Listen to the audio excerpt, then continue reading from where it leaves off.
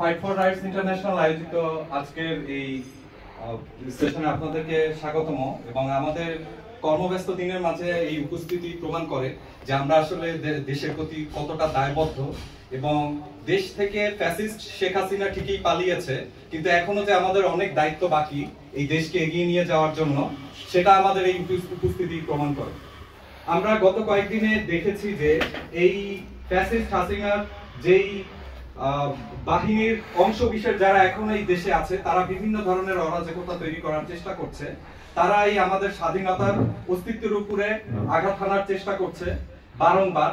সুতরাং আমাদেরকে আমাদের কার্যক্রম চালিয়ে যেতে হবে এবং সেই সাথে আমরা বর্তমান পুলিশ, তাদের উপরে আমরা এখনো আশাবাদী না, কারণ এই পুলিশ বাহিনী এখন পর্যন্ত বিভিন্নভাবে মানুষজনকে হয়রান নাজেহাল করে যাচ্ছে, বিভিন্নভাবে সেই তারা আগের রূপেই ফেরত যাচ্ছে, মামলা দিচ্ছে, বিভিন্ন শহীদ ফ্যামিলিদেরকে তারা বিভিন্নভাবে হেনস্থা করার চেষ্টা করছে। তারা বলার চেষ্টা করছে যে ছাত্রলীগ তাদেরকে খুন করেছে, পুলিশের নাম যাতে মেনশন করা না হয় মামলাগুলোতে। ইভেন সেনাবাহিনীর অবস্থান নিয়েও আমরা এখন পর্যন্ত সন্দিহান, কারণ সেনাবাহিনীর আন্ডারে আমরা দেখেছি যে অনেক আওয়ামী লীগের লোকজন, বড় নেতা, এমপি, মন্ত্রী, তারা তাদের আশ্রয়ে ছিল 5 তারিখের পরবর্তী সময়ে, কিন্তু এখন পর্যন্ত আমরা দেখতে পাচ্ছি যে তাদের অনেকেই পরবর্তীতে দেশের বাইরে চলে গিয়েছেন। কিন্তু কথা হচ্ছে এই সেফ এক্সিট তারা কিভাবে পেলেন?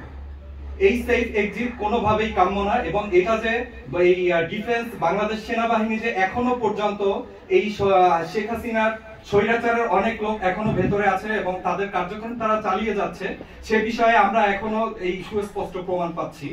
এবং একই সাথে এই পুলিশের অবস্থান, যারা বিভিন্ন সময়ে জামাত ইসলামী এবং বিএনপি যারাই প্রতিবাদ করেছে, যারাই মুখ খুলেছে এই ফ্যাসিস্ট শেখ হাসিনার বিরুদ্ধে, তাদেরকেই তারা এই 15 বছরে দমন নিপীড়ন করেছে। সুতরাং যারা এর মধ্যে জড়িত ছিল সকল পুলিশকে বিচারের আওতায় আনতে হবে। ধন্যবাদ সবাইকে। ধন্যবাদ আব্দুল্লাহ আল জাবির ভাইকে। এ পর্যায়ে আপনার